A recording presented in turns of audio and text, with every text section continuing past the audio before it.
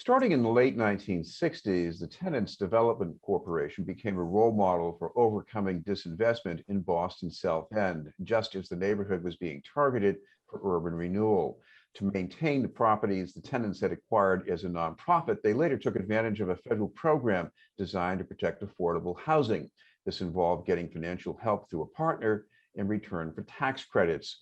Several years later, with changes in the partnership equation and property values still increasing, TDC is under pressure to sell at market price. To tell us what this could mean for residents as well as affordable housing around the country are a resident and member of TDC's board of directors, Keith Gordon, and its asset manager, Anita Huggins. I'd like to thank you both very much for being with us. Thank you for having us. You're welcome. Thank you. I want to start with Anita. You're the asset manager. So how many buildings or units are we talking about with TDC at this point? Yes, this particular property has 185 units, 36 buildings scattered throughout the South End. And there's about 390 residents. Keith, you're one of the residents, and I know this dispute has been going on for quite a while, but how do you feel about how secure you are as far as housing or even your future? Well, I have confidence in the fact that we're right. We're not doing anything wrong and that we're just being targeted by a predator.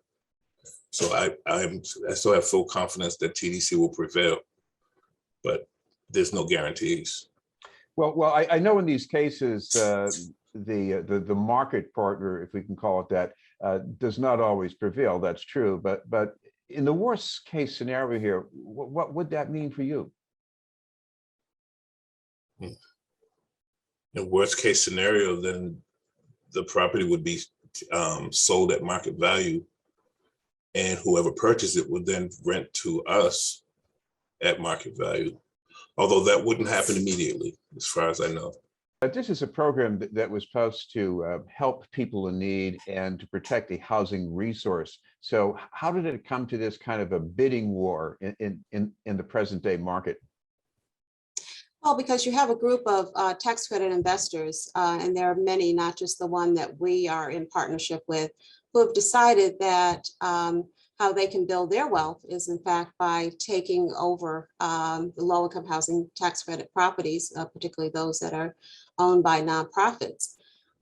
They can drain their resources. They can require them to sell the property, even though there is a requirement that the properties maintain affordability for 15 years after the property is sold. Those 15 years will go by very quickly. So it's all for profit. It's really all for profit at the unfortunately for low income residents. Keith, one of the other outcomes here of a program like this is that you have this nonprofit, this group of very engaged owners who live in the property. What has been the experience of that like for you? Well, when it became known to us that this predator had acquired this tax credit, they were not the original partners. They acquired a company that was the original partners and then saw the value in trying to see if we would acquiesce to whatever they want. But for me, I'm more concerned about what this means in the long haul if this decision does not go the right way. For all nonprofits that are doing this service for moderate and low income housing, it could change the rules completely for the whole country. Anita, what about the scale of that? Because this is not the only nonprofit in Boston that has been partnering with somebody that got tax credits. So it sounds like a big deal, is it? It's absolutely a big deal. This could really impact a number of properties here in Boston. It's certainly happening across the country. There's a case in Florida that our legal firm that we have hired has been involved in. They've won their case. There's some other cases that have not been so successful. So this is a national issue. It's certainly happening to us and it's very local to us, but this is truly a national issue. And that's why we have reached out, to Congress to bring some clarity to this issue. Keith, what about you? Have you been involved in that? Because it sounds like you can't just rely on legal approaches here. You got to have a political strategy. Have you been involved in any of that? Personally, no. I believe the board of directors president has been handling that aspect for the board. Anita, what about the legal framework here? Because is it clear enough, for instance, that the Tenants Corporation actually has the right to buy back the share of the partner at below market value? Because certainly the other side of this case says, no, you don't. Well, they say that they have the right to extract all this recent increase value as well. Right. No, we strongly believe, as the partnership agreement states, that we have the right, the first refusal. There's a process involved in that, but we clearly feel that we are on the right side of this. There's been at least one other case in Massachusetts with another low-income housing tax credit development that was successful, and their first right of refusal. And we're really hopeful that we'll also be successful, as stated in our partnership agreement, that we have the right to begin this process to own the property after the 15-year period has ended.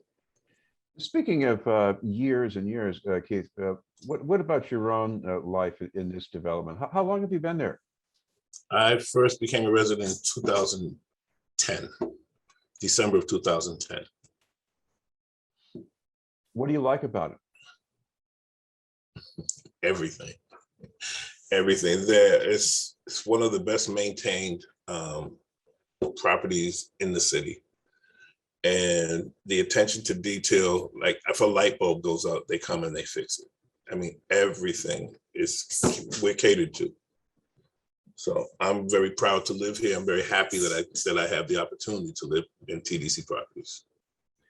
Anita, so instead of paying attention to buildings all the time, you have to pay attention to this legal dispute.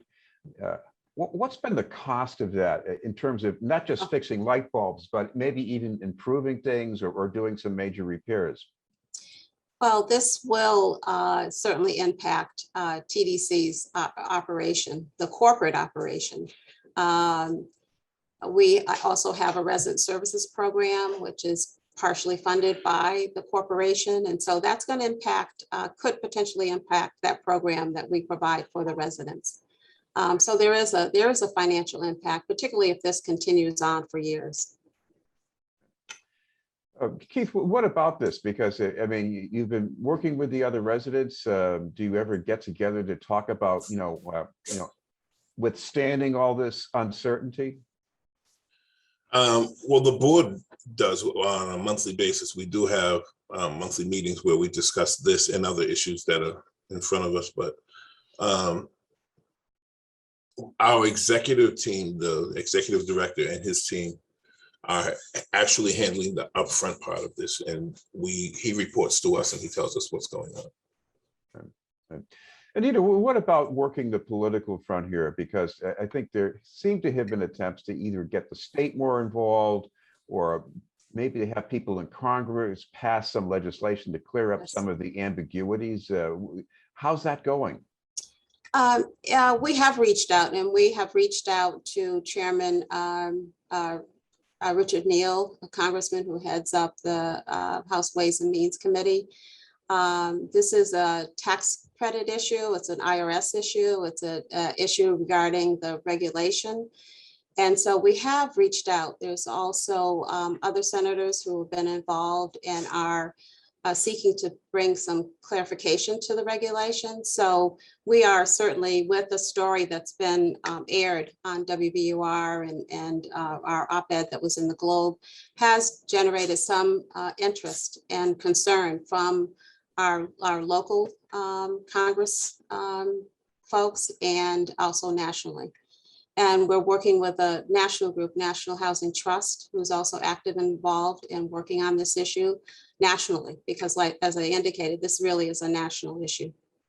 Well, what I've also noticed around the country is that when these things turn into legal disputes, you get different results in different courts. And Yes. here, this was in federal court, then was a move to get it into state court. What's the difference here?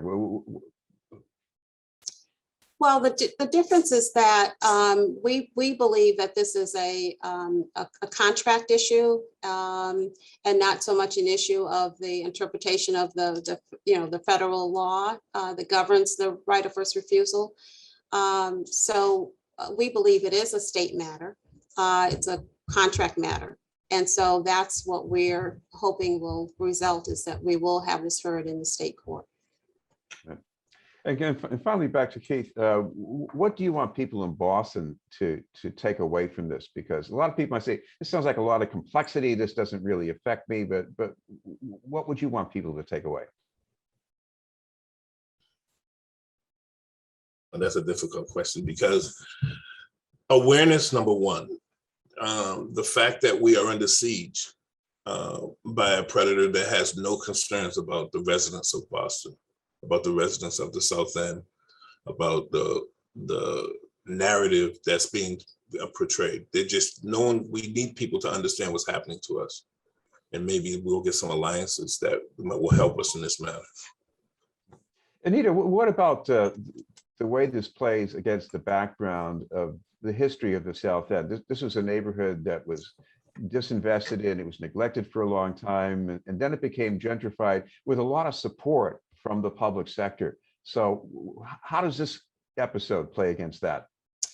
Well, I think the goal of certainly the tax credit investor, even if there is a 15-year requirement for it to be maintained affordable, our properties are very desirable here in the South End. There are 35 buildings that are scattered throughout this community: Mass Ave, Columbus Ave, Braddock Park. I mean, there are many streets where we have buildings, and our buildings are very desirable now.